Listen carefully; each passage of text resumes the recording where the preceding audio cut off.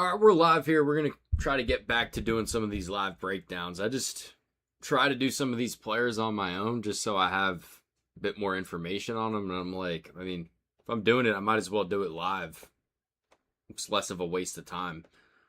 And these guys, I don't know if I'm ever going to do full breakdowns of. The plan is that we're going to start getting a lot more day 3 guys up on my channel, but in order to do that, I'm going to have to be a bit more lazy when I do these actual videos.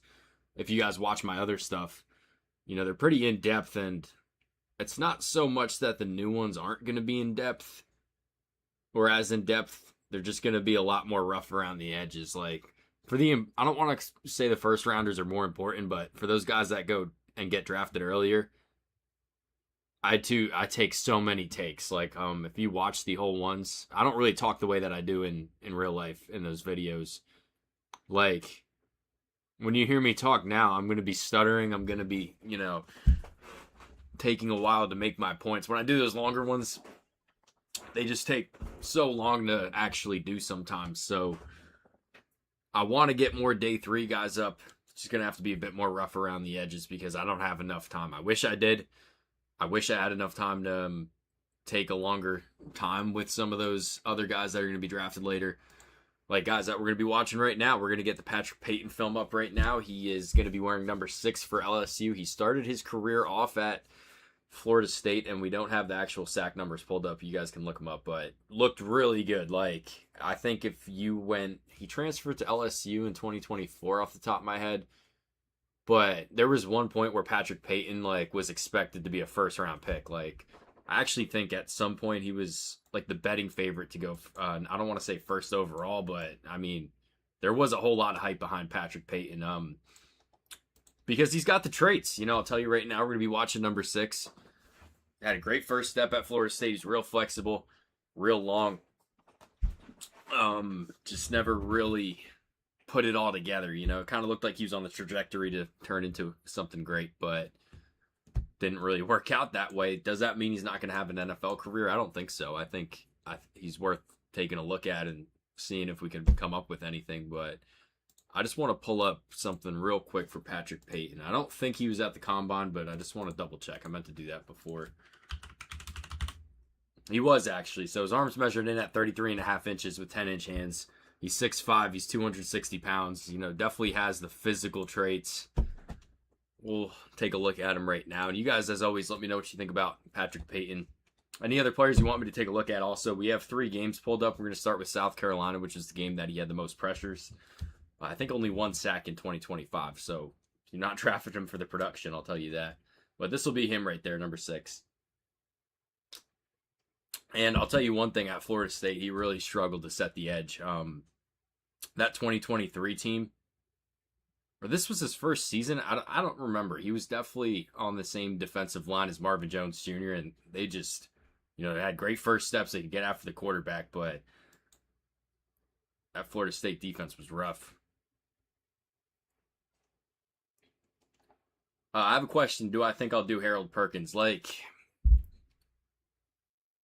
This is my thing with Harold Perkins, is it's so tough to do a video on him right now because I don't think what he did at LSU is what he's going to do in the NFL.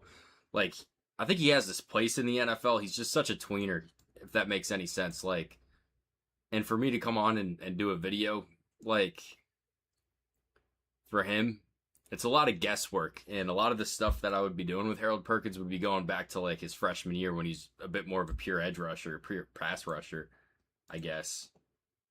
I don't know. Maybe I'll do Harold Perkins. Maybe we could take a look at him later. I have some film. Like, I kind of cut him up a little bit, but those guys are just so difficult because he's going to be playing a completely different role in the NFL. You know what I mean? And I think a lot of people, we can watch him, by the way, right now. We'll be paying attention to number 6, Patrick Payton, but we'll also be seeing Harold Perkins on the screen. So, man, I thought he was going to be an NFL player. Like, I was also a lot younger when he was a true freshman, but he had 10 sacks as a true freshman. I thought he was going to be one of the best players in the country, and you know, LSU kind of moved him to that off-ball linebacker role, and it's just got an unfortunate frame. I always thought they should have just kept him on the edge and let him get after the quarterback, but you know, what do I know? He's getting too much hate though. I don't know if you guys are on social media and people are kind of talking about Harold Perkins like he doesn't have a chance in the NFL. I definitely think he does. What do you guys think? Curious.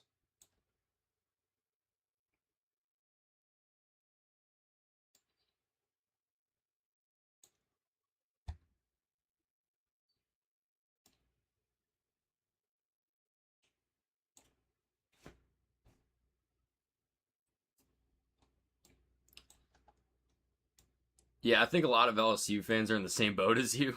I get a lot of their Twitter. I get a lot of the big teams' Twitter like on my feed, so I see like a lot of LSU fans, Miami, Alabama, all like the big teams, and it's kind of the same point that they all make is they all love Patrick Pay or keeps Harold Perkins, but the whole thing is like what does he do in the NFL?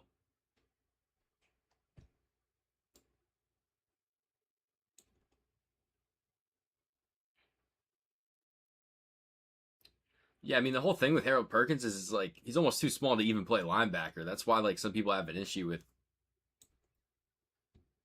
him being on the line of scrimmage because he's definitely not big enough to do that. But I just think sometimes with those guys, like, yeah, he's never going to be a run defender as a defensive end. There's no doubt about that, you know. But I just feel like a guy with, he's got the skills to get after the quarterback, you know, without the real length. Like we did a Trey Moore the other day, Texas defensive end. Or I'd be very curious to see like how they kind of match up because Trey Moore was a guy that could get after the quarterback without that length just because he's such a good athlete. It's just kind of like how do you get him on the field on those running downs?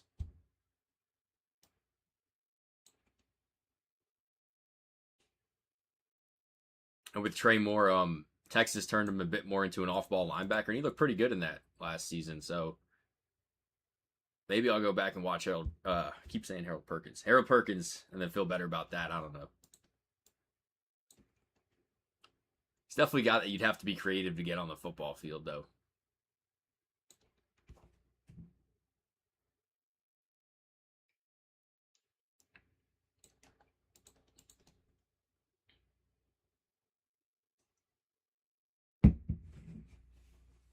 Man, I'll tell you what, Patrick Payton put on a lot of weight since his Florida State days when he was not like this first clip that we started with, honestly, like I was pretty shocked that this is the same football player. Looked really strong at the point of attack that time. And then this is what we did see at Florida State though. He's just got a great first step. He's real flexible.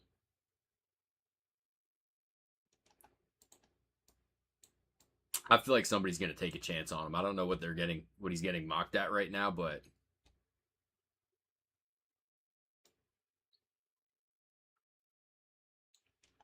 we're like 5 plays in.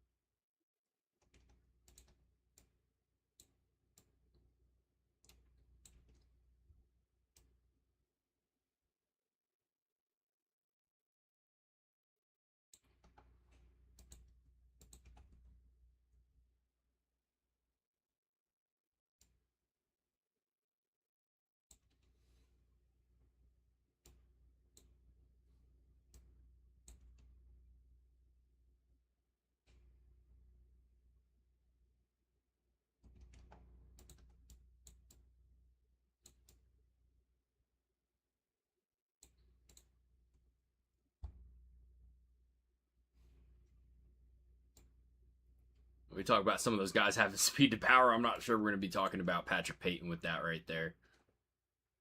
And this is a tight end right here, and just completely gets. Oh, that's Harold Perkins. I keep watching the wrong fucking guy. Jesus Christ. Watching number 6. Yeah, when I tell you how many times I watched the wrong person, I got my glasses on right now, so it doesn't happen as much. But there'll be some times where I go through a half game just because some of the quality of the film's so bad.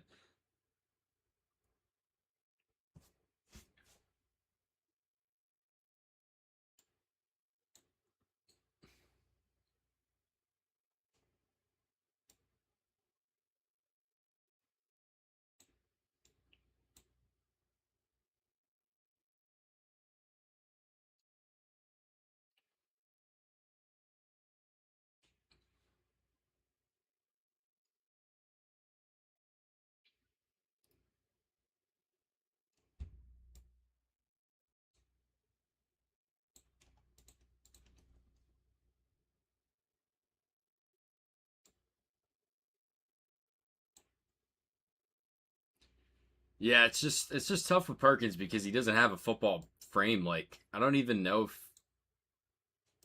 like what is he even built like? Because it's nothing on defense.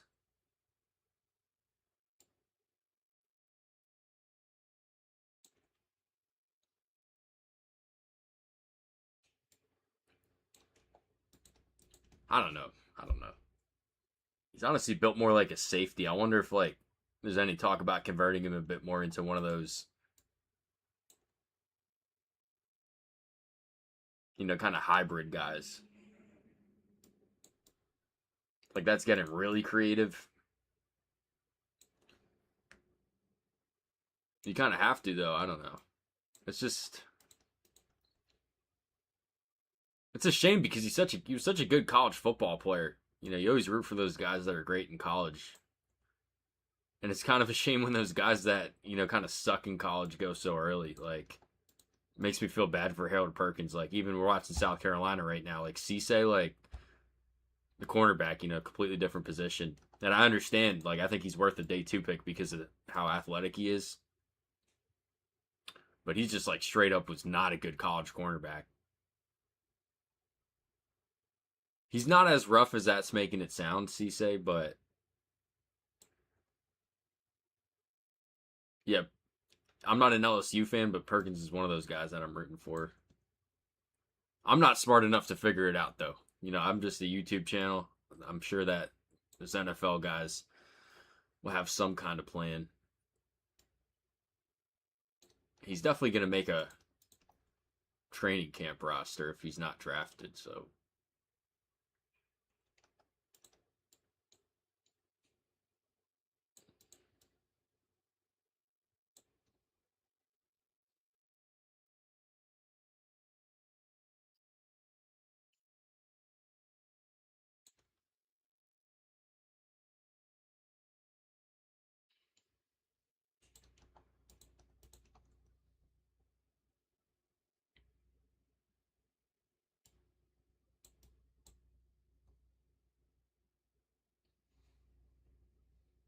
like this is what I'm getting from Patrick Payton right now, and I haven't watched him since Florida State. Like this is the first time I've watched him at LSU. Really,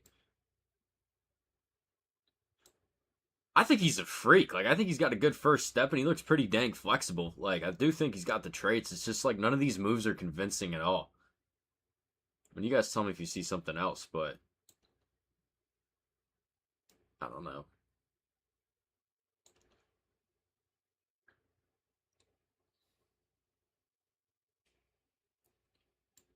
I mean, he moves pretty damn well for 6'5", 6'6", whatever we said he was, 33-inch arms.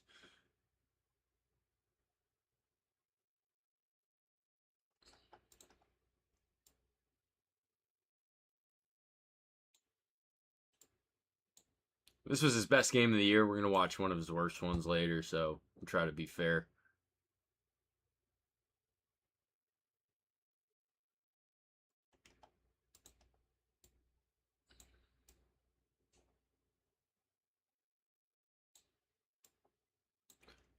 Yeah, but if you got any other guys that you want to talk about,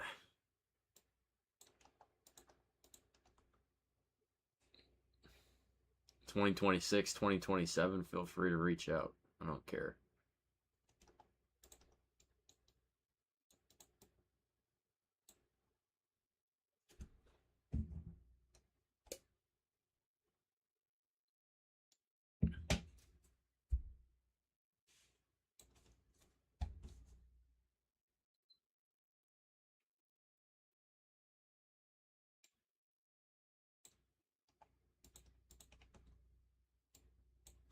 We're gonna be doing the Toledo running back Chip Trainium after this. So we'll do 3 games for Harold Perkins, and then we'll try to get to 3 for him.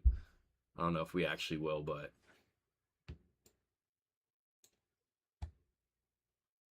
I keep calling him Patrick Payton is who we're watching right now.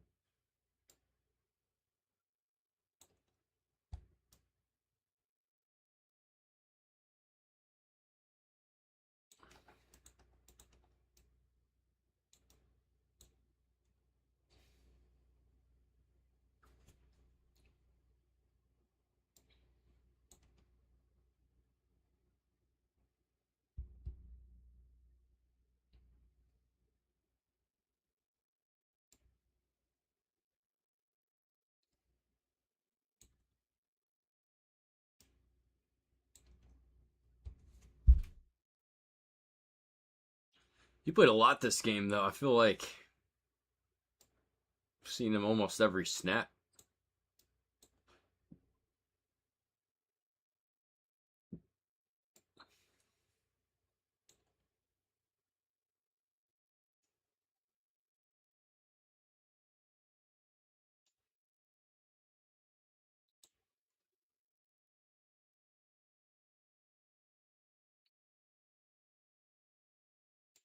I was just curious what DJ Pickett did on this play. Every time I watch LSU, I get distracted by him.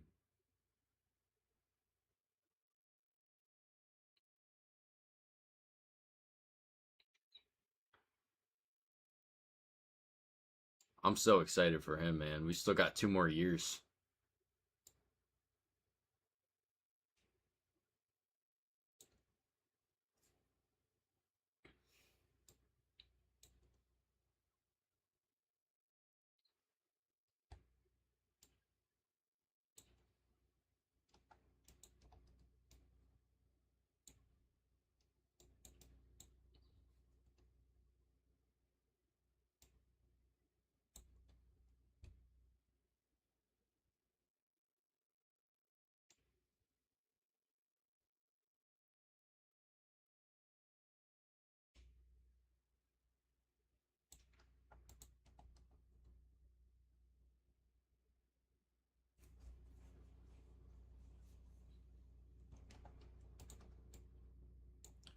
We're only 1 game in. I have a feeling Patrick Payton's going to get drafted, though. He's just got the traits. At 260 pounds, he's a lot bigger than he was. I'm not saying he's going to be a day 2 guy or anything crazy, but some of the guys that get drafted late day 3.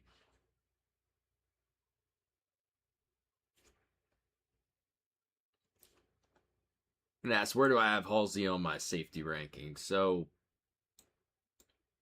if I told you the safeties that I officially have an opinion on, it's not a whole lot of them. I haven't watched I know who Caleb Downs is. I know who Thieneman is. I've watched them live. I haven't really went and broke down the film, so I know I'm gonna like both of them, or I'm probably gonna like both of them better than Halsey. I just haven't watched them yet. But let's take a look at the safeties that I have watched. Emmanuel McNeil Warren, AJ Halsey, Bishop Fitzgerald are really the only 3 safeties that I've really done. I like Halsey better than Bishop Fitzgerald, and I think I like McNeil Warren better than both of them. So I think Halsey's one of those. There's some players that every single NFL team, like Caleb Downs, for example, he's just kind of a plug and play guy. You just draft him because he's automatically going to make your defense better. I don't think that's necessarily true with every team with Halsey. And I think I said this in the video, but if you have guys that do what Halsey does, he's going to be kind of difficult to get on the football field. But if you don't, I think your back end is going to get a whole lot more physical.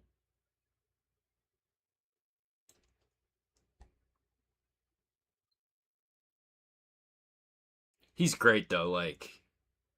There's some guys that I watch that I think are going to be first round picks, and I don't really like. If that makes any sense, I can see the upside. I can see why other people like him. I just they don't really get me excited. Or Halsey's one of those guys that I really liked. He's just real physical football player.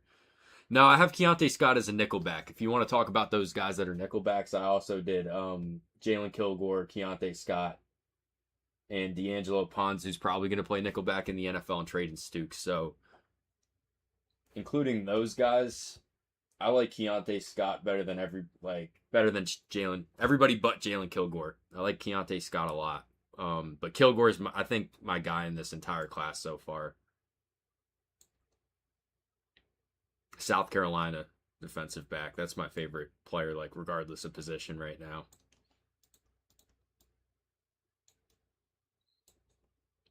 But yeah, Keontae Scott's one of those guys where you sometimes with defensive backs, you don't really realize how good they are until you actually watch their film. And it's kind of hard watching games live because they're not on the screen half the time. But Keontae Scott's one of those guys when you watch watched Miami live, like if you didn't know who he was, you weren't paying attention. He's just old. He's just pretty old is like the one thing with him. He's played a lot of football, but yeah, it's another guy that I really like. I don't think he's a first rounder. I'd draft him in the first round.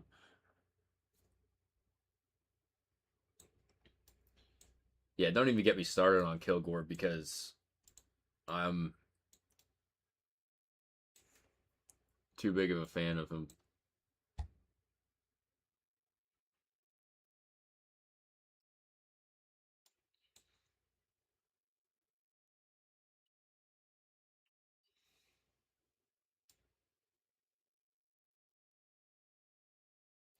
Stukes, I just kind of like the Arizona Nickelback. I think he'll be a good pro. I don't know how high his ceiling is. Like Kilgore is a guy that I think is going to be good day one, and he's going to be good year 13. You know, that's how good I feel about him.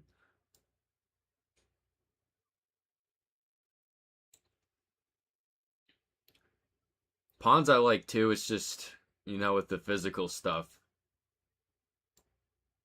We just watched Stowers, for example, the Vanderbilt tight end. Guy that's going to play the slot basically in the NFL. How the hell do you put D'Angelo Pons on that guy? It's just going to be difficult, but I think he's a good player and he'll be a good player. Yeah, Kilgore's not going in the fourth. I think that's insane.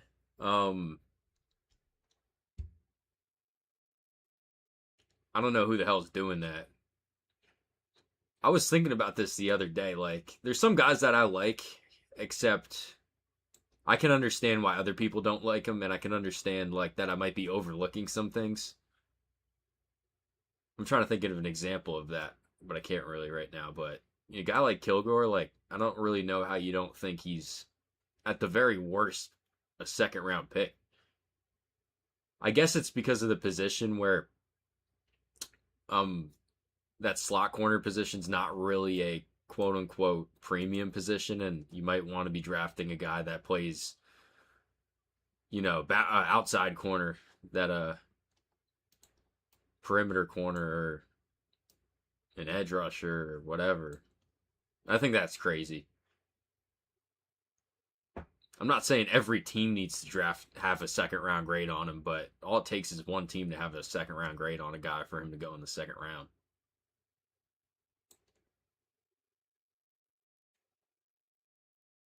Which, like, there's no way he goes in the fourth. I'm not going to say I'm going to delete my channel if that happens, but I'd have to go back to the drawing board, question everything that I think I know about football.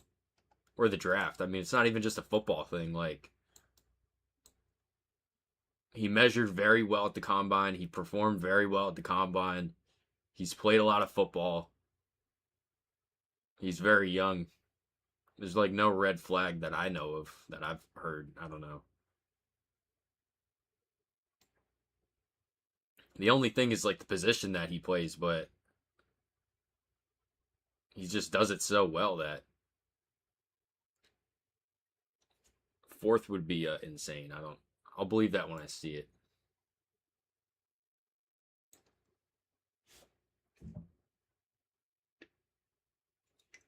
I don't think he'd be a bad pick in the first round, but whatever. That's why I'm making YouTube videos and not working for an NFL team.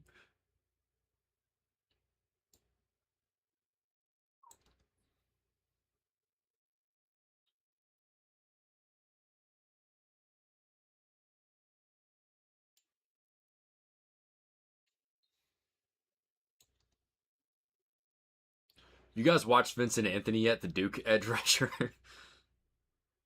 the reason that I laugh is that's a guy that I've seen like a mock with him in like the 7th round, and I think like I said he's worth a second round pick when I watched him, and this is like a guy that I can understand why other people are way lower on him than I am, but like he has the traits undeniably. The Duke edge rusher, he's so long, he's got a good first step, and he's so flexible. But like he doesn't look like he knows his head from his ass sometimes. So I kind of understand like yeah, he has the traits, but like he just sometimes doesn't look like he knows how to move. I think Patrick Payton's going to get drafted. I mean, this is just, he's got a wicked first step and then he's so flexible. Look at this.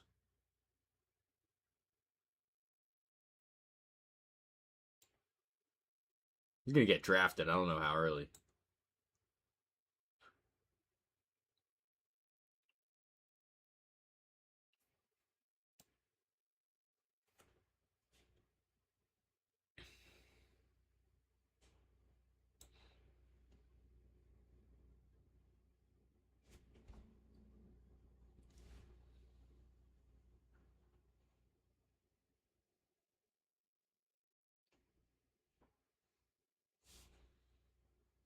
Yeah, I still have to watch Wheatley, so I can't have an opinion on him officially.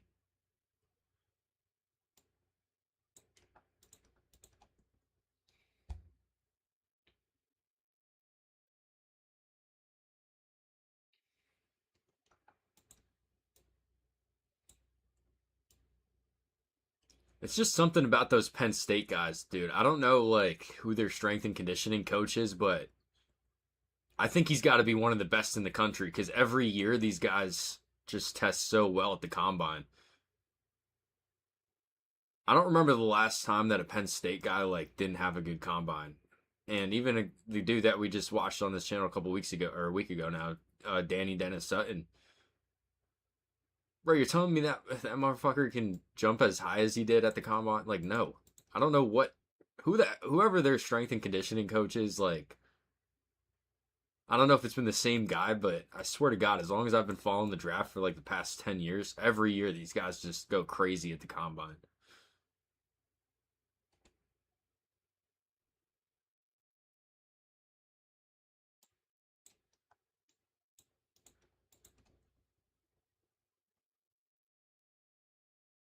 Dude, I'm telling you, if you start paying attention every year, if you go, I'd really love to look at the numbers behind this, but just like the average 40 time for just every college.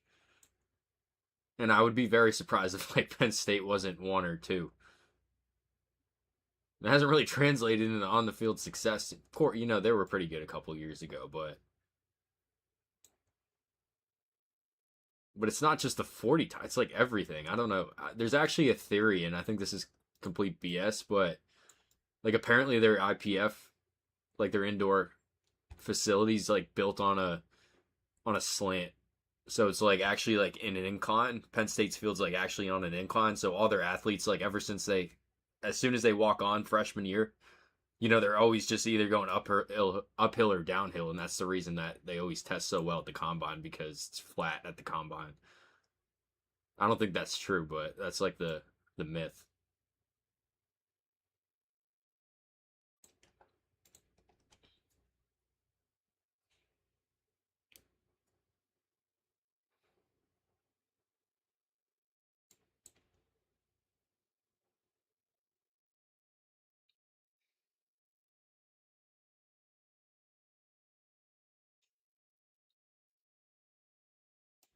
I'm excited to watch Texas A&M this year. I think this is Ashton Bethel Roman. I think he's a redshirt freshman, and then of course Mario Craver. There's a lot of volume not going to be in that room with Concepcion leaving. It'll be kind of interesting to see who steps up.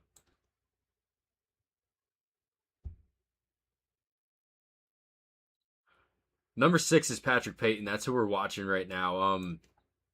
I kind of did his background before, but he started off at Florida State and he had a lot of draft hype. Like his sophomore season, the year before he was eligible, he had a great season. And if you would have looked at one point that off season at the rank or the odds for people to go first overall, he was one of the guys that was I'd say top 20, but I remember him being a lot earlier than that. And he just kind of fell off of the face of the earth. I mean, so did Florida State after that 2023 season. 2020 after the 2023 season. and he ended up at LSU. So like he's a guy that has the traits for sure. I don't know. I'm gonna come back and watch the film later, and I'm just trying to pick out plays right now. Let's see what Halsey did. I don't think I saw this play. Yes, I did.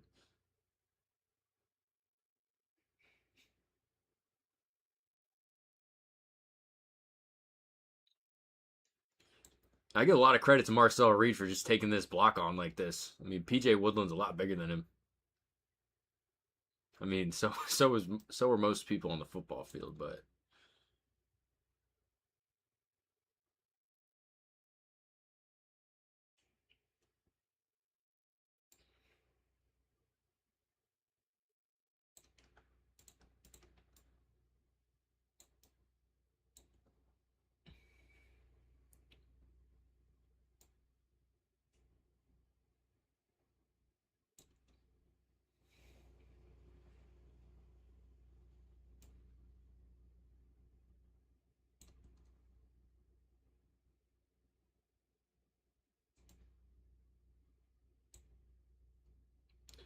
yeah, Halsey is stout.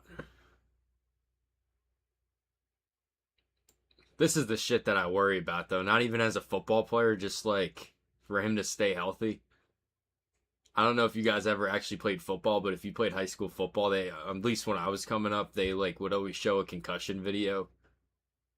And like if you spear like this, how like it really messes your nervous system up. And this is like case in point, like what you don't want to do here. Like I don't know how he got up from that. Look at how bad that looks. And he does this a lot.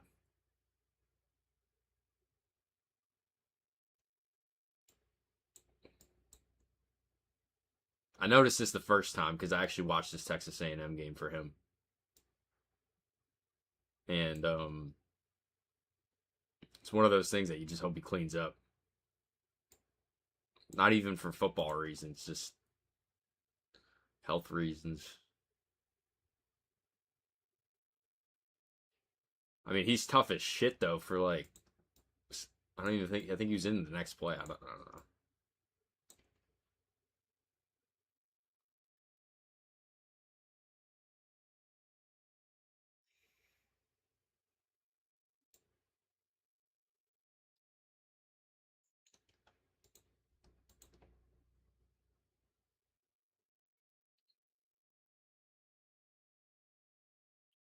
Dude, I don't know what you guys think about Sam Levitt though.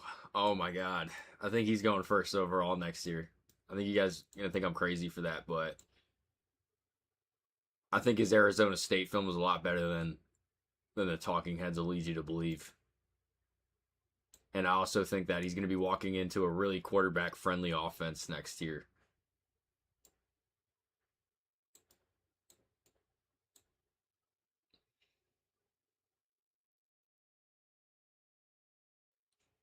And I know a lot of people don't like Sam Levitt, and I'm not going to lie, like he kind of rubs me the wrong way too, but I think he's just got a cannon and he's a great athlete.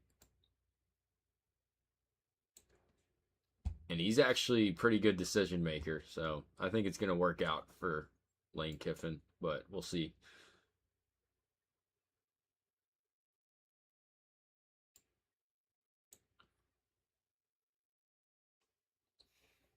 People are just completely forgetting about him. I think it's kind of funny how like Lenora Sellers had a bad season. Arch Manning, he kind of picked it up at the end, but they're still kind of talking about those guys being the names in the 2026 class or 2027. Like you guys just completely forgot about Levitt.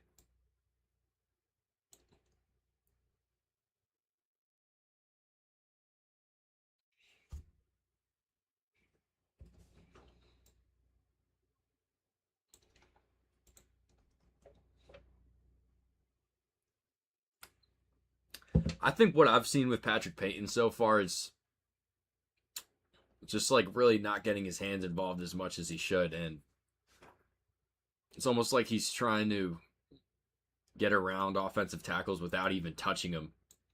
And he's got good arm length, like he measured in well. It's just sometimes he's not letting it matter. He actually looks better on film though than I expected.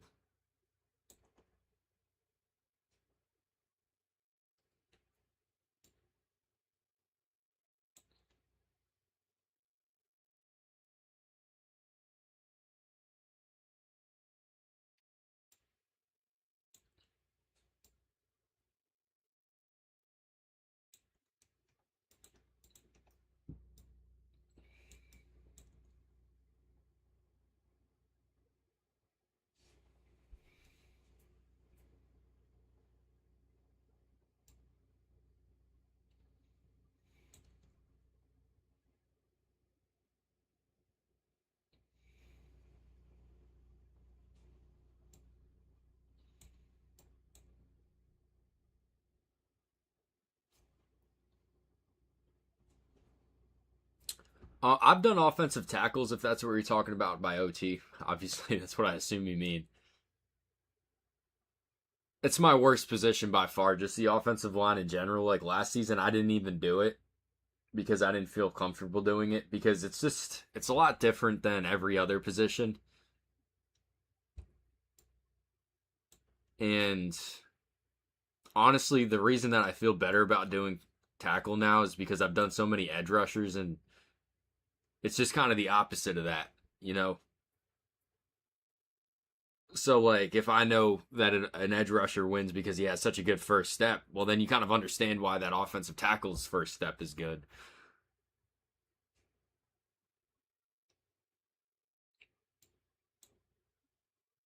So, like, I'm not sure. A lot of times with the offensive tackles, I just try to.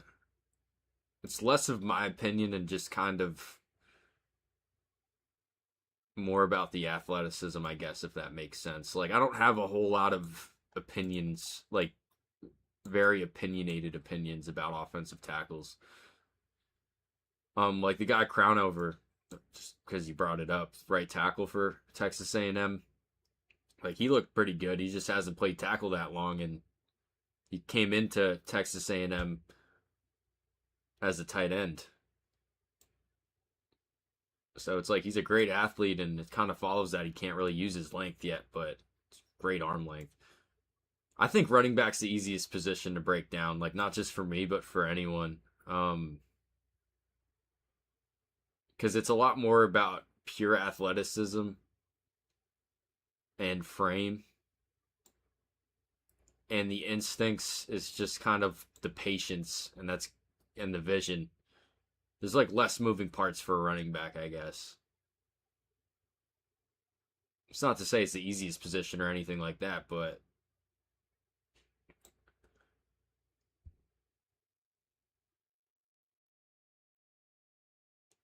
yeah, he had a great Senior Bowl, and I think I watched him before the Senior Bowl, and I forget what I said.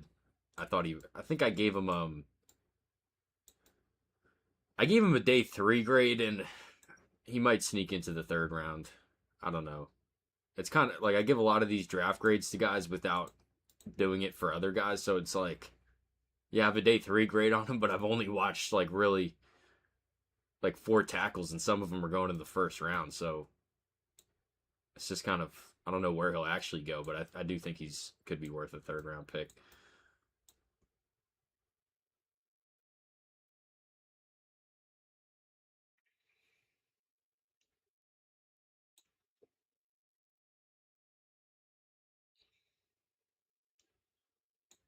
Yeah, I liked Romello Height. Did you see that TikTok of the guy that thinks Romello Height's a better prospect than David Bailey? Which I just think is insane. Yeah, I'll tell you what is Patrick Payton did not do this at Florida State. You know, he looks a lot better right now. Um Definitely against the run, and I think he's got the traits to get after the quarterback. He just doesn't really use the arm length. I don't know. This is one of those guys that I'm gonna pick out plays right now and then come back to him later and feel better about him one way or the other. And I don't even know if a video actually gets made, but I'm trying to get as much day 3 guys up.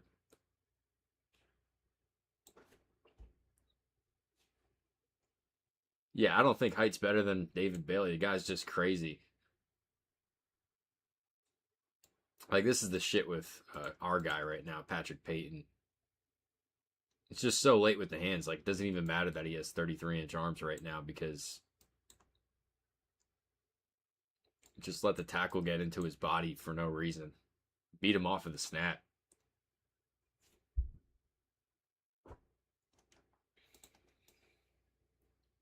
I think Height's fine. I think he's going to be a fourth rounder, though. He's just so old. I think David Bailey's just, I don't know. I think people like making storylines when there's not one. Many such cases. And I don't think that it's a real discussion at all between the two. I still have to really watch David Bailey, though. Like, I watched him throughout the season, but I didn't like pick out like the bad games and look at him then. So he was a hard guy to miss though at Texas Tech.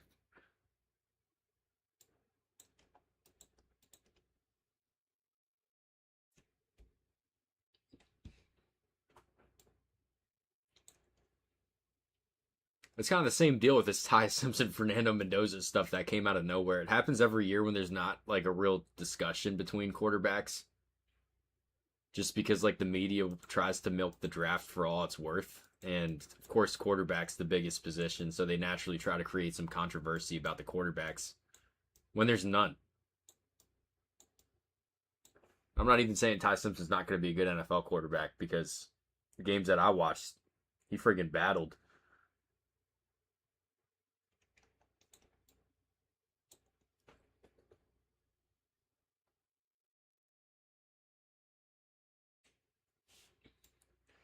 Yeah, Cassius Al really fell off in the second half of the season.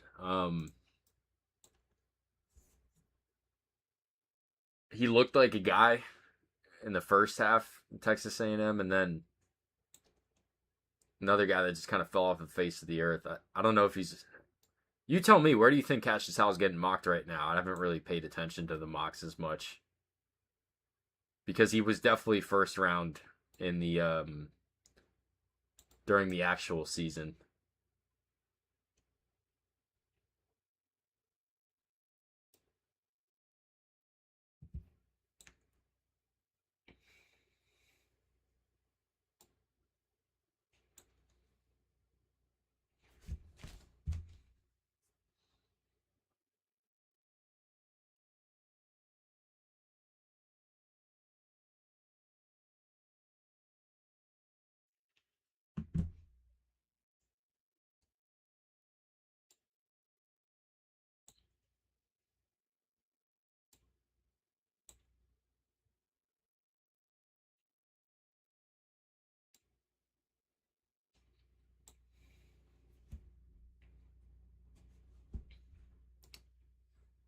Yeah, like personally, I think it'd be kind of crazy if he went in the first round. Like, I didn't want to say anything to. I wanted to actually hear. So you're saying he's getting mocked early second, late first. I'd probably have him as a pretty solid second round pick.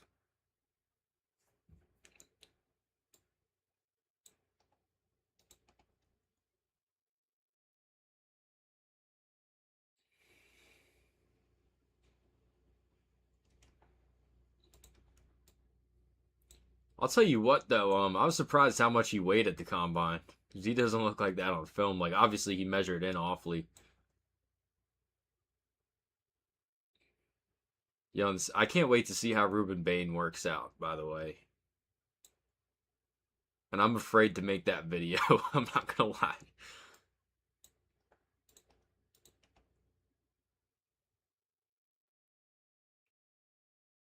Because I kind of understand people on both sides. Like, I do think the arm length's important. I don't think it's something that you can just completely ignore, like some people kind of think that it deserves.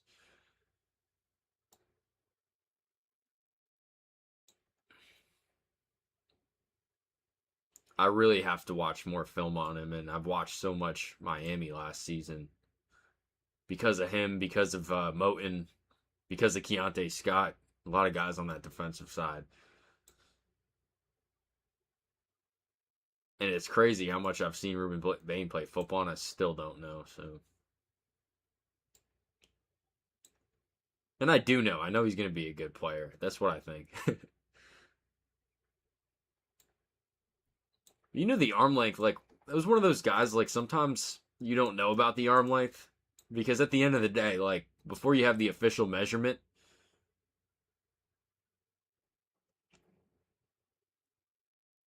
you're just going off of what it looks like on the screen. And I've been wrong before. I'm wrong more than I am right. Like you can try to guess about it, but it's just it's difficult. But Bain was one of those guys that you could definitely tell on film. Like not necessarily because it was an issue, but if you just kind of look at the way that he's put together, it's like one of the weirdest builds I've ever seen.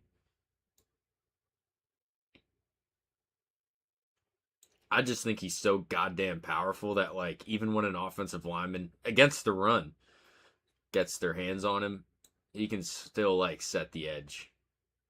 So I think a lot of people are overlooking what he brings against the run. And I don't want to say the arm length doesn't matter as much against the run, but it's just like, even if he had no arms, good luck just knocking him off of the line of scrimmage. So I'm almost like the worst case scenario is you're getting a guy that's a pretty good run defender and maybe just not as good of a pass rusher as he was in college, but I honestly think they should just move him to defensive tackle as a pass rusher on those third downs.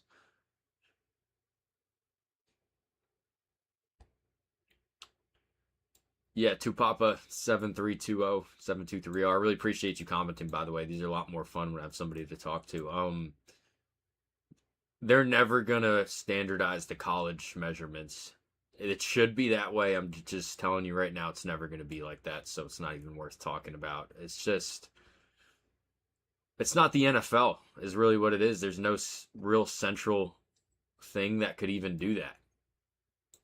And the reason that I know that, or the reason that I'm like kind of passionate about it, is because if you check out the website that we've been building, we-draft.com, don't check it out on your phone. Go on your PC if you have one, if you're on your computer.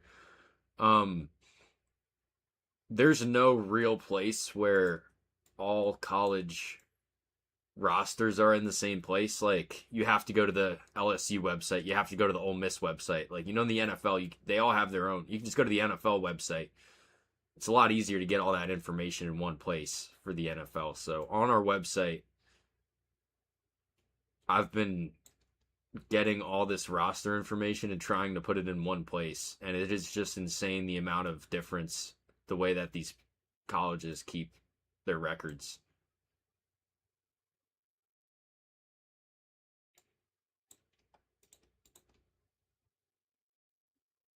And then also, this is another thing, by the way, that other people won't really realize, or other people might not talk about as much. Well, everybody knows that they automatically lie on the This was a pick six by DJ Pickett that got called back. By the way, I think it was a pick six. It's just a little too rough at the top of the route right there. This is why it'll never happen. It's better for the athletes to get their film up first than the measurements, because I think if Ruben Bain, if you knew how bad the arm length was his entire college football career, people wouldn't love the film as much the first time. So when it's the other way around, when you watch the film first and fall in love with him, and then it's just, oh, but his arms aren't as long, I think it's kind of a better situation for their athletes to be in than the other way around, if that makes any sense.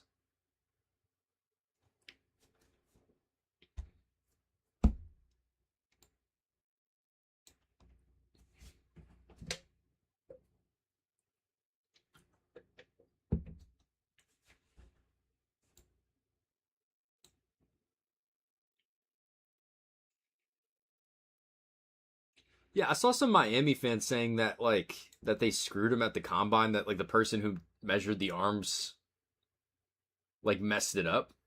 But like that is just, I don't know how that would happen. I feel like that's complete BS.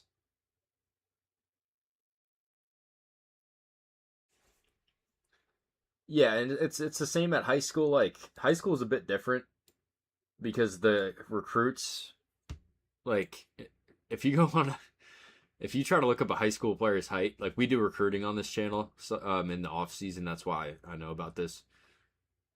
But if you look up like a 5 star's height, it's always like way higher. Of course, like the high school team lies about it. Like with every player, they add 3 inches and 20 pounds, as a general rule. But when those kids visit campus, the colleges actually measure them. They have their own departments getting their own heights and getting their own weights and their arm lengths and everything. So when a kid's going from high school to college, like they have pretty good information about those kids, but there's just nothing like in the draft, they don't really measure them the same way because they're at college, they're not getting recruited. It's kind of a different thing, if that makes sense.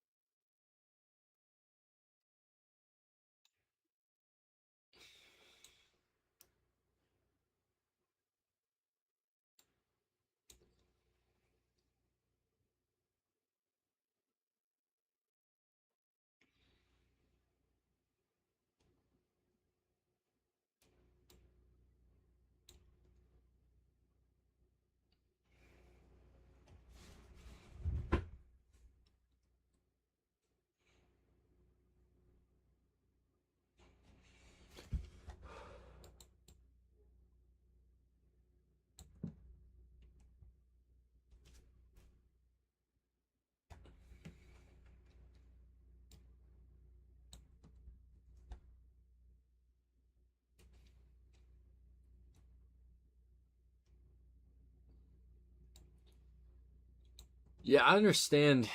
Okay, yeah. There might be some variation between the broad jump numbers. I feel like that's different than arm length, don't you? I don't know. That seems a bit more difficult to be consistent every single time. At the end of the day, like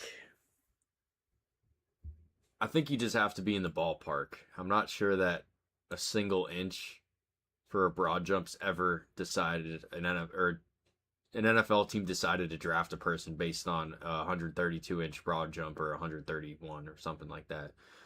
The arm length, I think, is a bigger deal.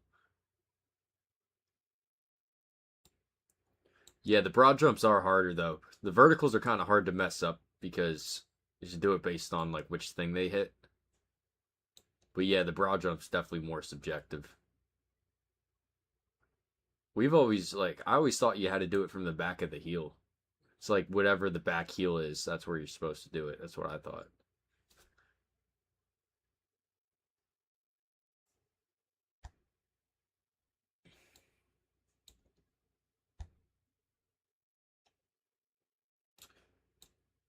If I'm correct, I think they have an outside source do all the measuring stuff at the combine, don't they? There's some like scouting service. I don't think it's like NFL coaches doing it, but it might be. I know the NFL coaches run the on-field drills, but I think the actual measurements are done by a third party. I think our guy right now, Patrick Payton's just playing with such a fucking high pad level.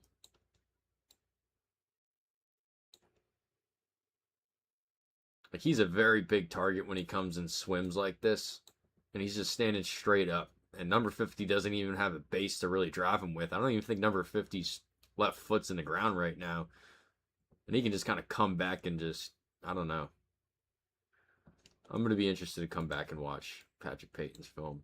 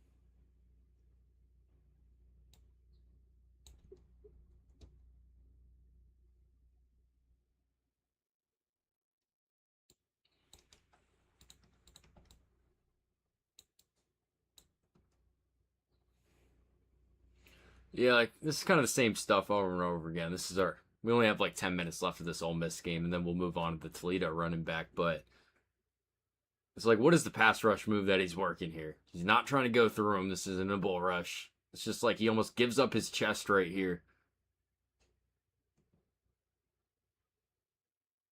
It's kind of the same stuff with him, I feel like.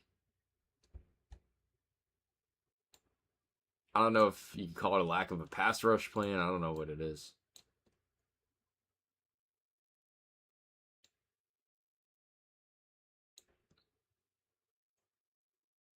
Same thing here.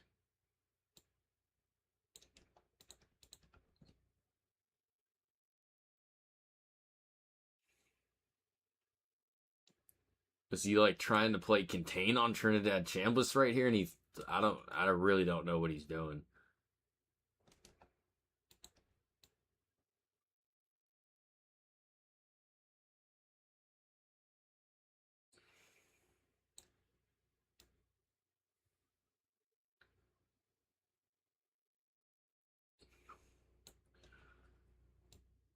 Yeah, I'd say that there's some players that get content with the NIL. I don't think it's to the same extent. Because when you think about it, it's basically like a rookie deal, right? And I don't think we ever talked about NFL players get content after their rookie deal.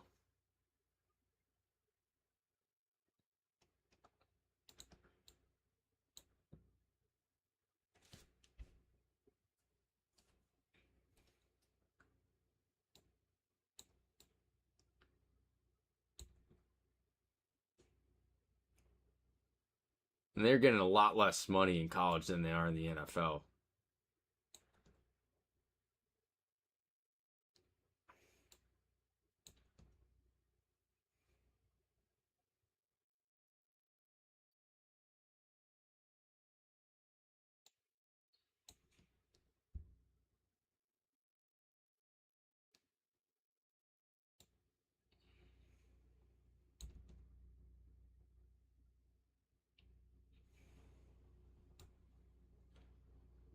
I guess on that clip they had him like spying or something.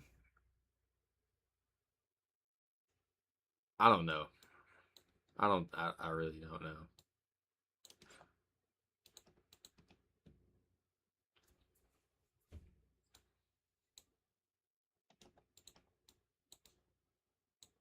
All right. Well, that's it for Patrick Payton. I might come back and do a video on him in a week or so, maybe later this week. But the first viewing,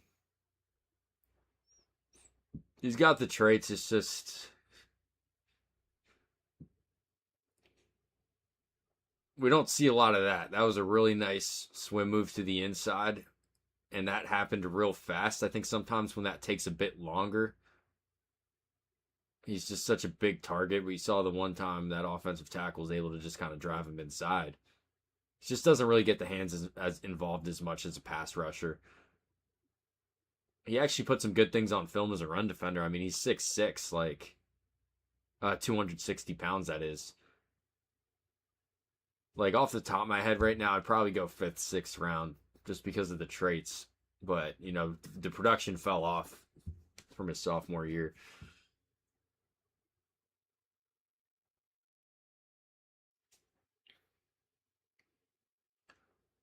Yeah, who's like a guy specifically at Clemson that you think fell off? I don't really remember ever seeing anything too crazy that I can think of where I was like, yeah, this was what, I don't know.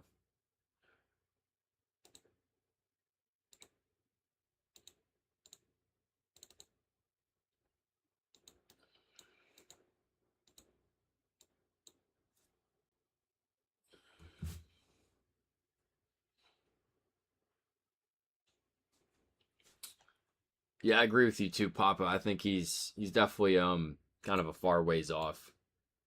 But I do think he's draftable, like pretty early, like not real early, but I think anywhere after the 4th round, kind of understand it when it starts becoming about taking a shot on a guy.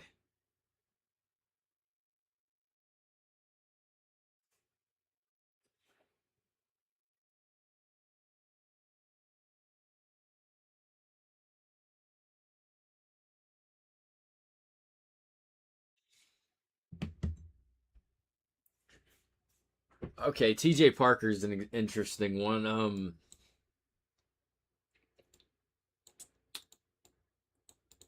I always thought people were overrating or underrating or over exaggerating with how bad his last season's film was. I mean, just watching it myself, I thought he played well enough to be worth a 1st round pick.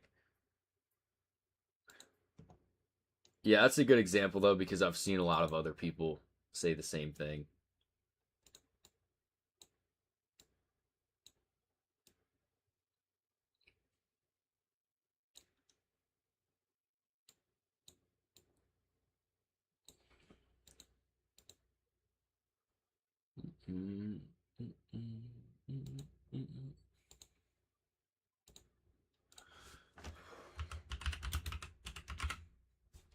No, it's an interesting example for sure.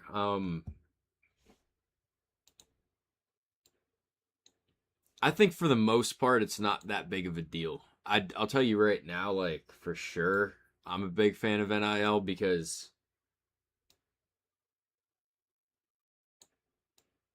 this money's coming from like these rich donors. It's not like it's coming from our pockets or mine or your pockets. So I think it's coming from rich people and going to college kids, which I think is pretty cool. But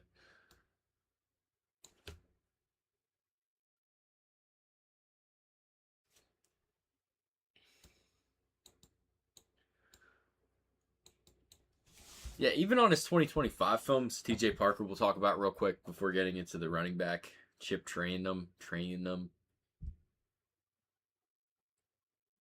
I just think he's so strong. Like, oh, I don't think he's got a great first step, and maybe that's because he was kind of slow coming out of his stance because he's a bit lazier this season. But he kind of wins just with pure power and then knowing how to use that power. He does such a good job using his hands, and they're so powerful.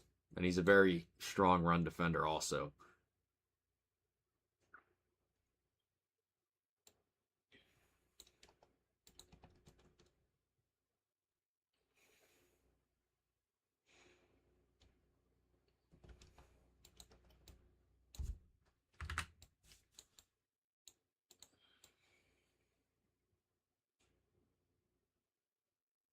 I think some people like, I'm not saying Clemson fans. I don't know if you're a Clemson fan and that's why you're saying this. But I see some other people that kind of say something similar that don't really watch all the Clemson games and they just kind of assume that his sacks fell off and that means that, he's not as good as he was. It is kind of crazy all his sacks this season basically came in the last game of the year. Basically on the last drive of the year. But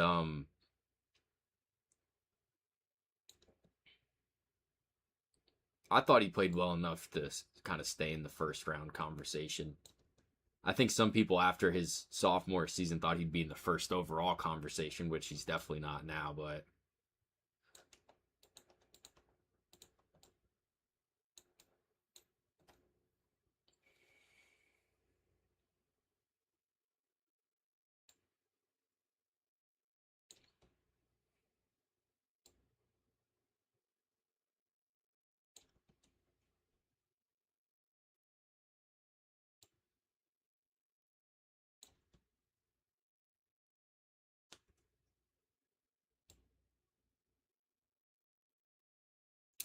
we're watching number one now, by the way, the Toledo running back, Chip Trayanum. Who's like, I think 230 pounds or something.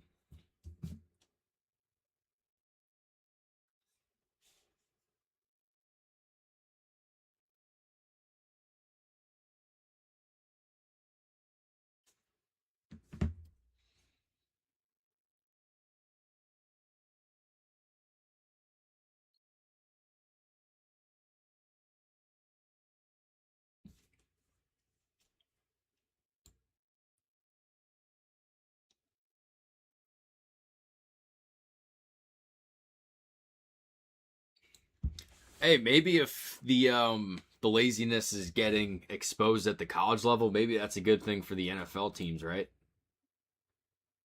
That way you know that he's not going to be as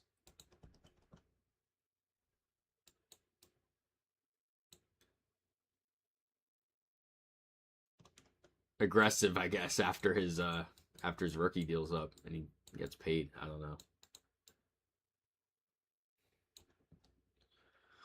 I definitely get the point, and I'm sure it's true on in some situations. I just think for the most part, like these guys still have their NFL careers on the line, which is like a lot of money for a lot longer period of time than it is in college. I think the biggest thing that NIL's done, like I think kind of to your point, is keeping these kids in college. Like you've seen guys like Trinidad Chambliss, who was like a first round. I don't want to say a first round lock for him, but a guy that definitely would have been drafted pretty early, I think, in this class, especially. Like he went to court over going back to Ole Miss just because they're giving him NIL money. Same deal with the Oklahoma linebacker Heineke. Like these guys are suing for more playing time because not because like oh they love college, just makes more financial sense. Like you get being like a great college linebacker pays more than being a practice squad NFL player. At least that's what it seems like. I think that's the biggest thing that NIL's kind of changed, that you're seeing dudes fight to stay in college, because it used to be the other way around.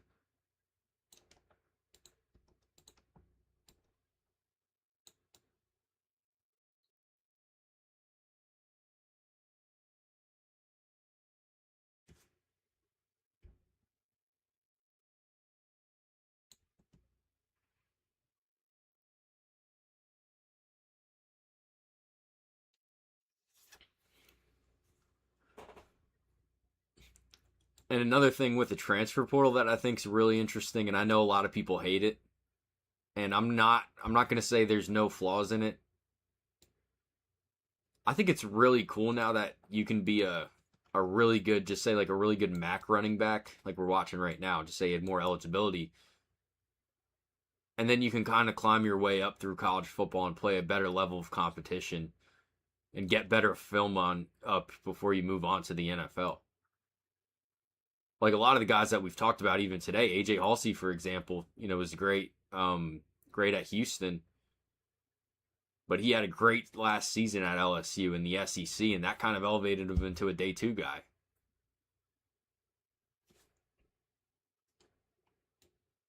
There's a lot of guys this cycle that we've watched that, start off at MAC and then they just like slowly work their way up. Start off at a Power Four. Who the hell did we watch that started off at like Weber State? Not Weber State. But Galde, for example, that's his name, right? The Cincinnati linebacker. Even Jack Kelly, the BYU linebacker, like those guys started off in FCS, if I remember right, and they were good enough to make the jump to the Big 12, and they had great seasons, and they're going to be like day two, day three guys now.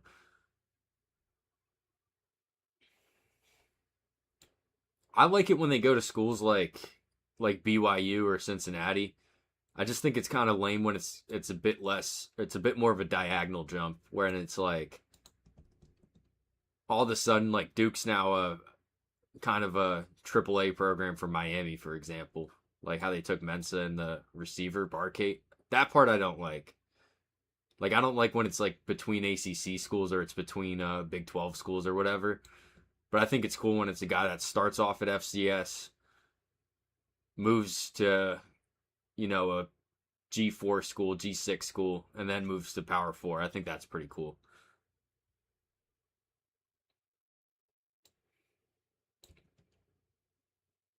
And by the way, then if you're a school that's like I know a lot of people are going to say that, it's bad for, who were we just talking about? Halsey, for example, who moved on to Houston. People are going to say it's bad for Houston, but at the same time, Houston can then use that on the recruiting trail. Like, oh, we send guys to the SEC. Houston's a bad example because they're a Big 12 school, but those smaller schools, those G4 schools, when they're recruiting against each other, I think that's something else that kind of helps them out. Like, I think they like the transfer portal because they can get a good year out of these guys before sending them off to a higher level of competition.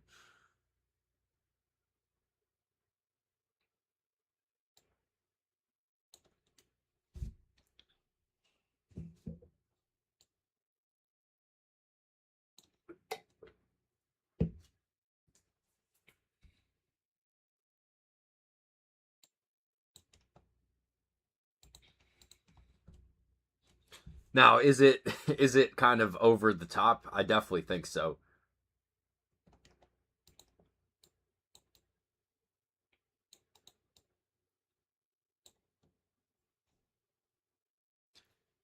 Yeah, I mean that's really what it is now.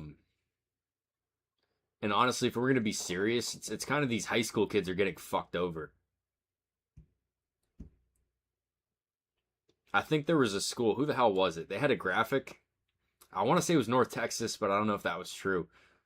But like their 2026 signing class, like they maybe took like 5 high school kids and everybody else they got out of the transfer portal. Like the issue with that is though is now is these college teams want guys with college experience, which is kind of crazy because of course before like the portal was a thing, you could really only develop those guys yourself. Like you had to take them out of high school. Now those guys that are maybe like 3 stars and a team's on the brink of taking, they're just going to take a guy with college experience over him.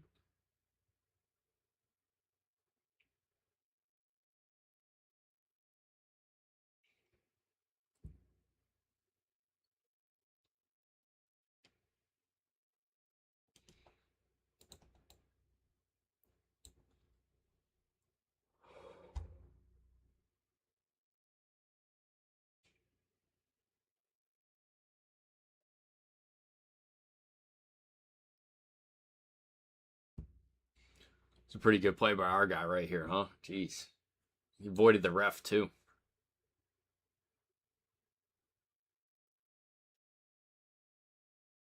The ref like went into a fetal position. Watch him. He's like starts hugging himself. I'd do that too if I had a 230-pound running back coming my way.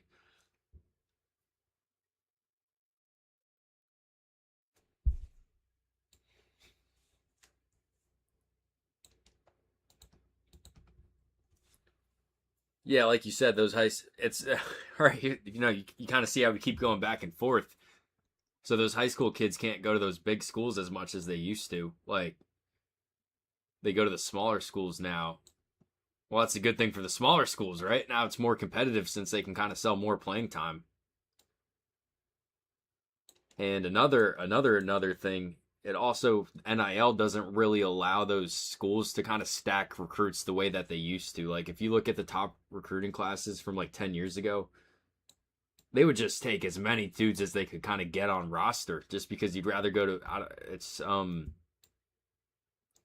I think it's kind of leveled the playing field where you're not just selling your brand. Like for example, like Miami's team was one of the most, I think the most expensive roster in college football last year by a decent amount if I remember right, and they were able to turn that into a playoff, a national championship runner up. They do a good mix though, where like half of their guy, I think Miami does a good job where it's like half developed themselves and they just kind of plug in the holes with the transfer portal. Like Malachi Tony, they was their guy. A lot of their offensive line they developed. Just plugged in some guys at receiver, plugged in the quarterback, plugged in a lot of guys on defense though. I think next year the defense is going to be a lot more guys that they recruited, but yeah, that ref was worried.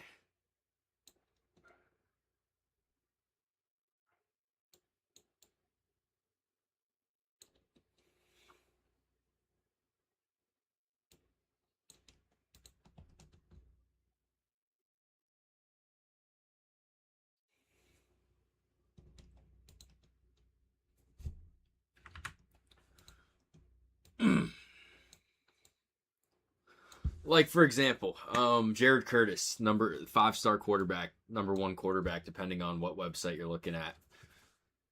Bro, 10 years ago, there's no chance that he goes to Vanderbilt. I'm telling you right now. He would have been a Georgia Bulldog 100% 10 years ago.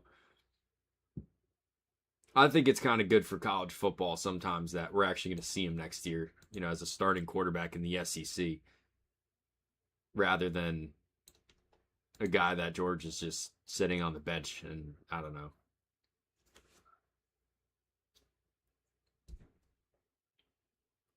Yeah, I'll tell you what, our guy right now, Chip, he's pretty big and I don't think he's very fast in a straight line, but I think he's pretty efficient with his footwork.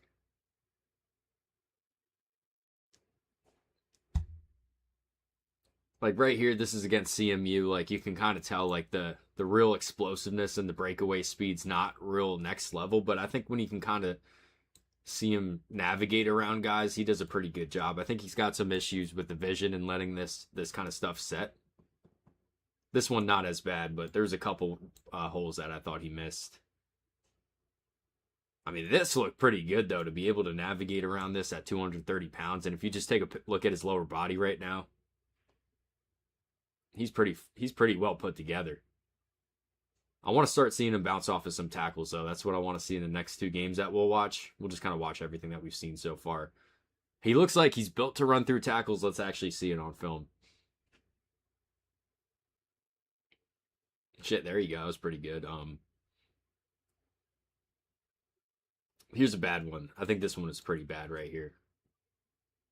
Now we gotta hit that. This is open. This is opening right here.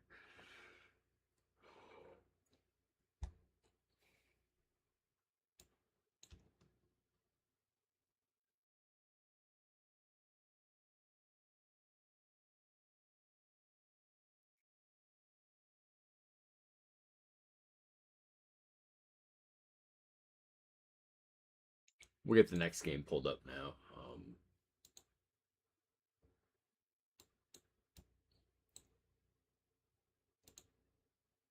We will watch the Western Michigan game now.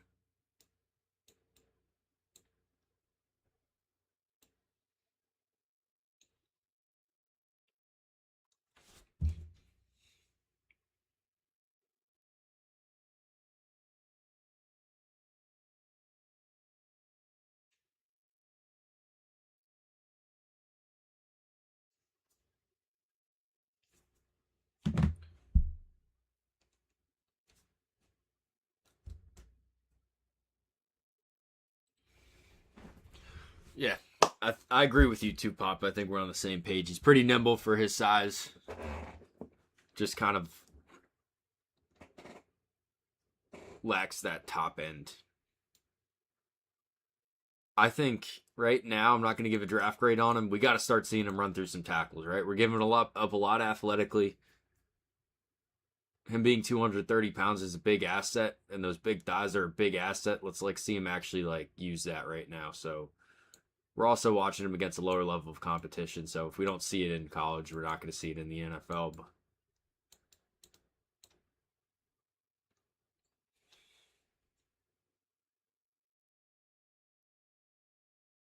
That's exactly what we needed to see.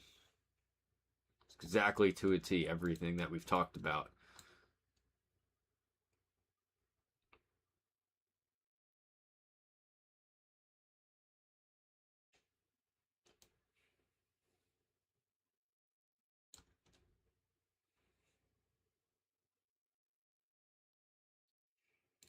Yeah, this is the kind of thing. So it is important to be patient, of course, and let those holes develop. But for a guy like this that isn't really explosive, right? Am I wrong? Do you think he? I think he kind of that burst once he's starting to decide is pretty. I don't want to say bad, but it's about what you expect for a guy as big as him. That it is important to be patient, but when he's slow to decide and then has to burst, he's just not hitting these holes that hard. And it's not because he doesn't want to. I just don't think he has the athletic ability to do it. I think he tries to pull that trigger right there, and you can just see it's kind of slow. Just one play. We'll see if we feel different about it after watching more. But that's just kind of what I'm seeing right here. I think he's a guy that, all that to say, I think he's a guy that you want to get downhill as fast as you can.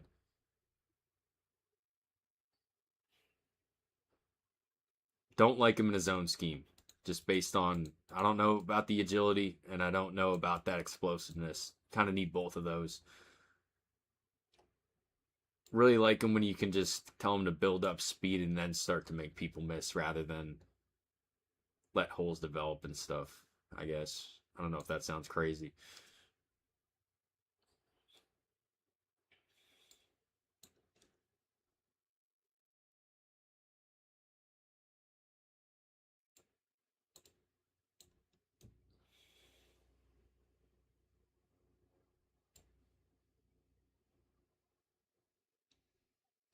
Missed the pass pro. That was important.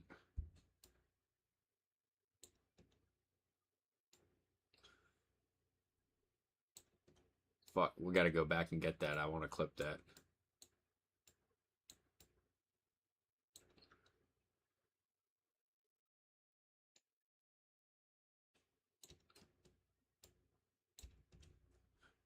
I'm sorry. Sorry, I'll come back later.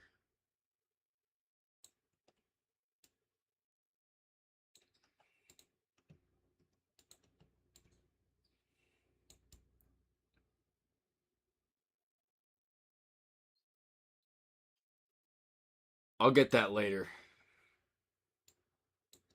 I missed it.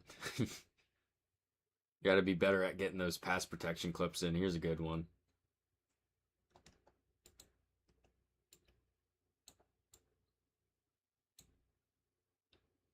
So, Tupapa, you got an NFL team or you're just a draft fan or what? What's your deal, man?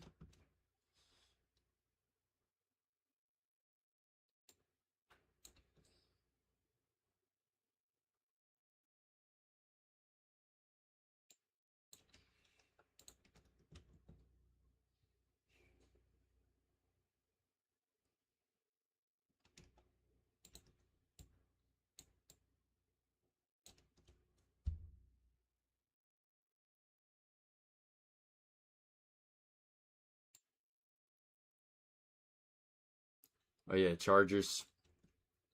I wish I could talk to you about NFL football, but, I don't really follow, so I can't really tell you my thoughts on who you guys should draft or anything like that.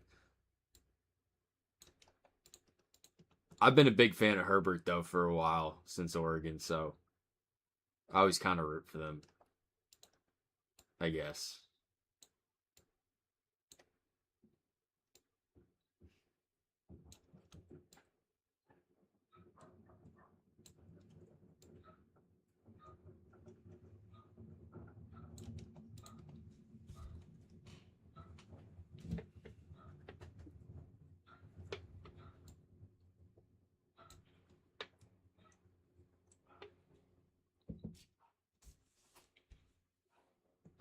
Yeah, this is the kind of stuff that worries me. So we've seen some good contact balance stuff, but for the most part, it's stuff like this. And we're 230 pounds in the MAC right now. We got to be bouncing off of this a little bit better. Not just one play, it's a lot of stuff. And if we keep seeing it, if we kind of see him do a better job, sure. But like that's why I'm thinking like late day 3 with what we've seen so far. We're just giving too much up athletically.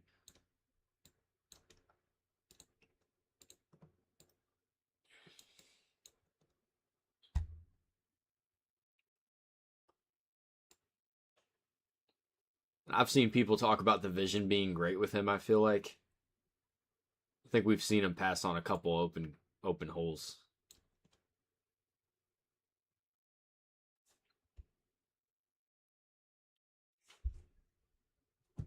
Yeah, Tupava. That's how I kind of started. I used to be. I keep saying I used to be a Jets fan. Like I technically still am. I just don't really watch the NFL anymore. But that's how I started following the draft. Was I started watching college football just so like to make draft night more interesting. And then I was just like, you know what? I actually like college football way better than the NFL. And that's kind of how I stopped being a NFL fan. I just kind of realized that right now. That's really how I started watching. I loved following the draft on draft night, and then I was like, it'd be a lot more fun if I knew who these guys actually were.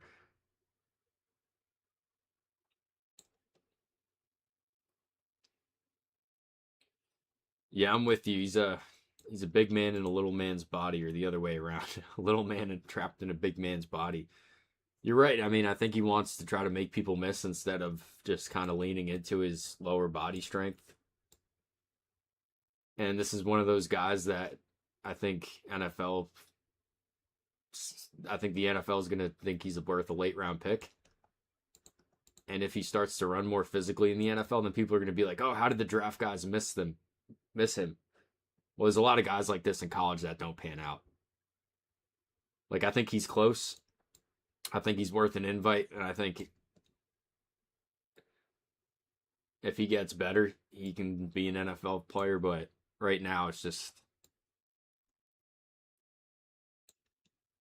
need to see a bit more physicality out of him.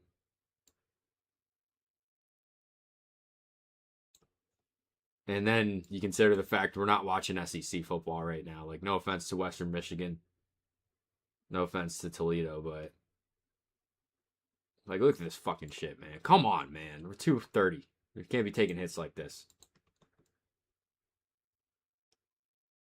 Like, let's get some situational awareness and put our shoulder down on this guy right here. Jesus Christ. Like, I'm sorry, but I don't mean to curse.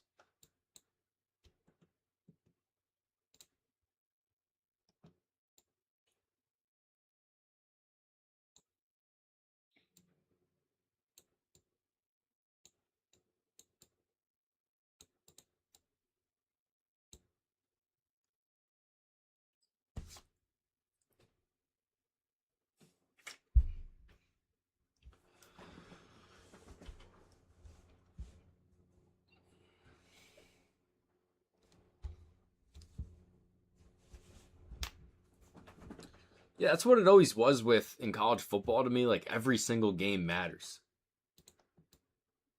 That's why I like the 4 team playoff a lot. That's neither here nor there, but the energy and, like, I don't know how you can watch an NFL game or go to an NFL game and go to a college game and just, like, think that the NFL is more fun. I don't know.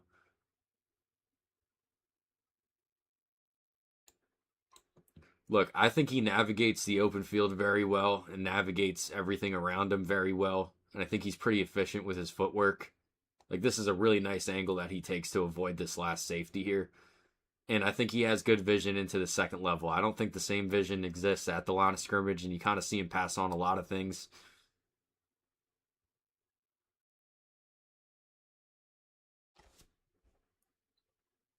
Yeah, he really doesn't have a second gear. I think he's moving fast right now, and that kind of gives him a bit more contact. Oh no, I don't know, bro. He's pretty damn slow. Like, this is in the SEC. I'm not trying to be that guy. He gets like tackled right now by that guy by 58.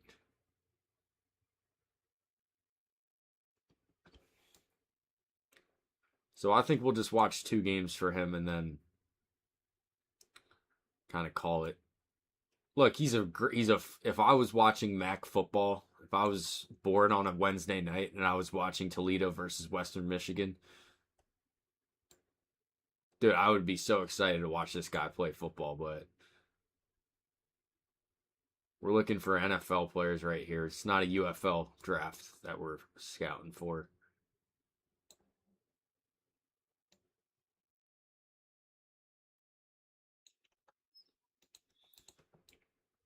Yeah, I'm not even sure if this guy would be a take for an SEC team if we're gonna be real. So like, I don't know if he's an NFL player, which is a shame because he does a lot of good things for his weight. It's just like he doesn't make that 238 pay or that 230 pay off as much as he should. Yeah, it's the same deal with Jonah Coleman. We're gonna finish this game and then I'm gonna go on a rant about Jonah Coleman and then I'm gonna log off. But it's kind of the same deal. And I've been thinking about him a lot. I don't know how you feel about Jonah Coleman, but I really don't understand how people are even thinking round 2 with him.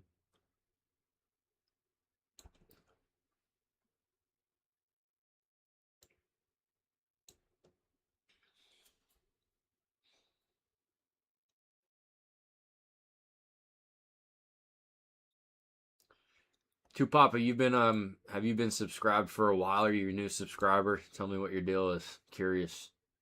So we've been doing a lot of draft breakdowns on this channel, and we've got a lot of new subscribers that we haven't had.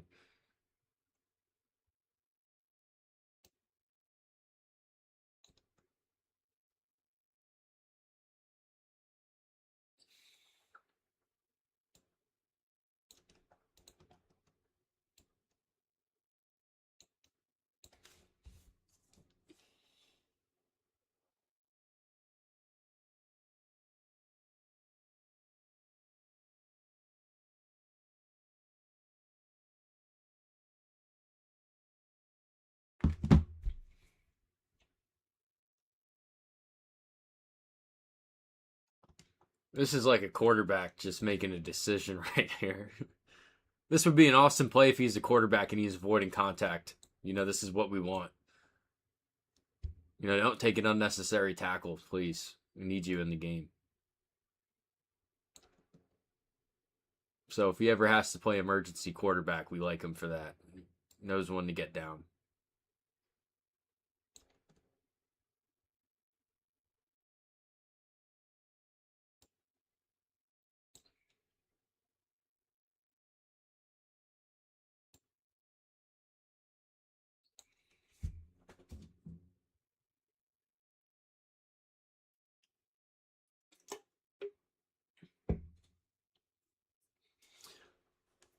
Yeah, that's why I started doing these breakdowns. Like, it's impossible. I think some NFL fans just watch the highlights of a player and they're like, oh my God, how did we get this guy in the fourth? It's because of the things that aren't showing up on the highlight tape.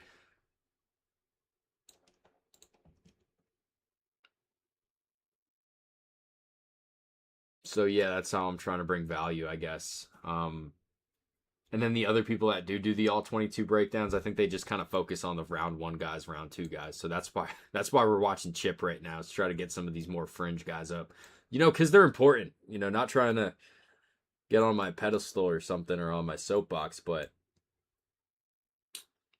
I mean, 4 out of the 7 rounds are day 3 picks. 4 out of the 7 rounds are day 3 rounds. Most of the guys that get drafted are day 3. Well, not most, but yeah, most. We got to try to pick out some of these guys that are getting slept on. I like the first guy, Peyton. Chip, not as big of a fan. Definitely think he's worth a roster spot, and if there's nobody else that you like in the 6th or 7th round, I understand it. Because I do think he has upside in a power scheme when you start to get him coming downhill. But it's also that need to start leaning into 230 pounds a bit better.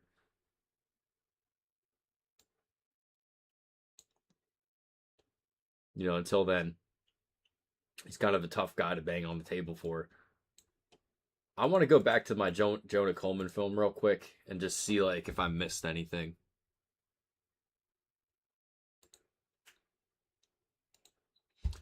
Yeah, well, Tupop, I really appreciate you subscribing.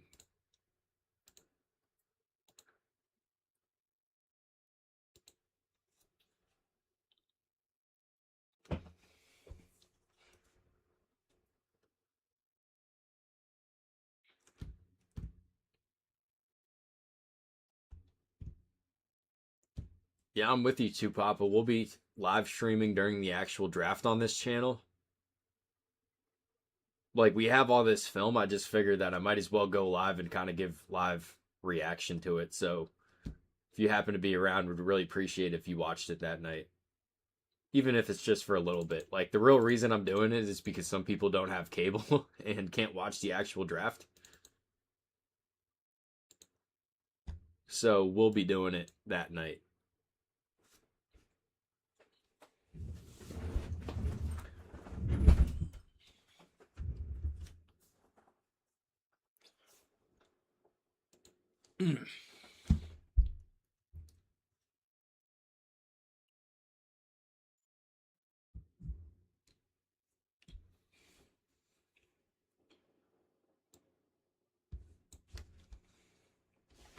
Yeah, that's fair. Marion Hampton's definitely the RB1 there.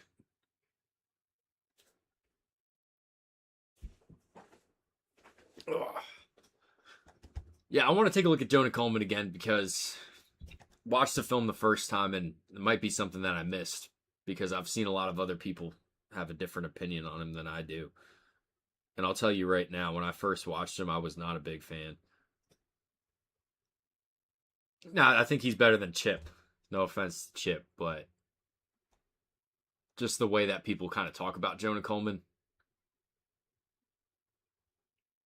He's also number 1 in Washington right now.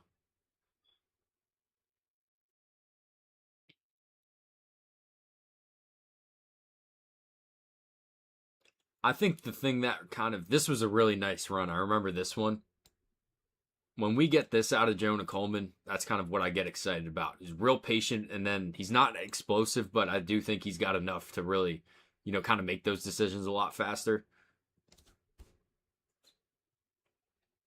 That looked a lot better than I remember him looking.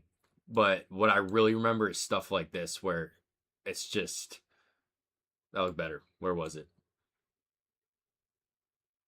That looked pretty good too, the decision. We'll see. Maybe I'll change my mind in live time. I just kind of remember him not hitting holes as well.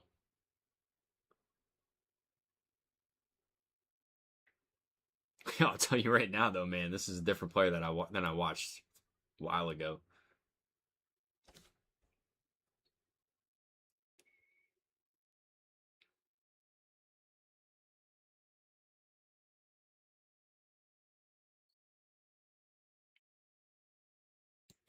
Hey, man, this is Sonny Styles right here. This is a pretty good player that he just.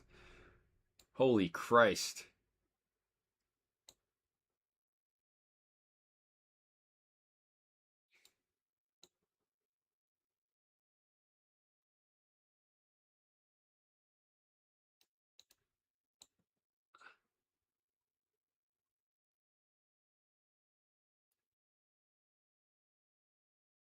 Yeah, wow.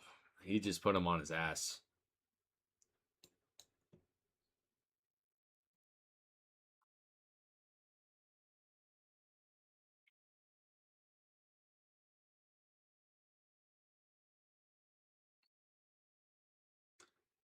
Yeah, he looks a lot better than I remember, so I can kind of understand why people are high on him.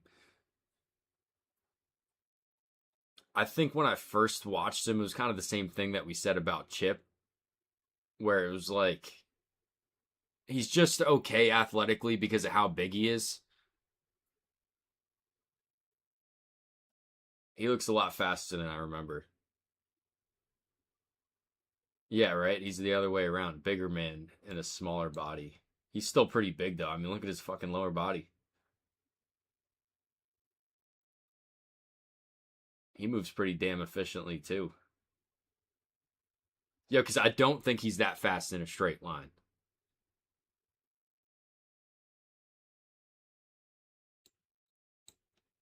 Yeah, I don't even know who this is against. This looks like Georgia Southern or like some random FCS school. I can't really tell. Rice, maybe? I can't really tell, but.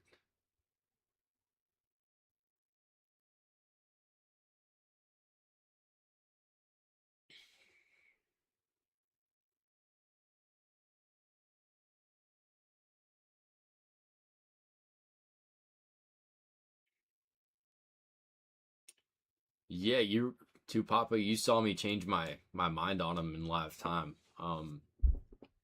Now I try to put some of the bad ones in too. Like he looked a lot better there, so maybe I'll have to go watch another game at some point. I'm gonna log off for today. Tupop, I really appreciate you watching. Make sure you reach out on some of the other videos, even if you just want to say what's up. I'm gonna try to go live a bit more. I might do the same thing tomorrow and just do 2 players. So if you're around this time, I'll be on again. Yeah, that's basically it. So I'll see you when I see you. I really appreciate you watching. If there's anybody else on, appreciate you watching. Yeah, even if it's like some guy that you think the Chargers should take, definitely reach out and I'll at least drop a like on your comment. I don't know if I can tell you whether I agree or not, whether I think the Chargers should take that guy, but yeah, thanks for watching, man. Have a good day.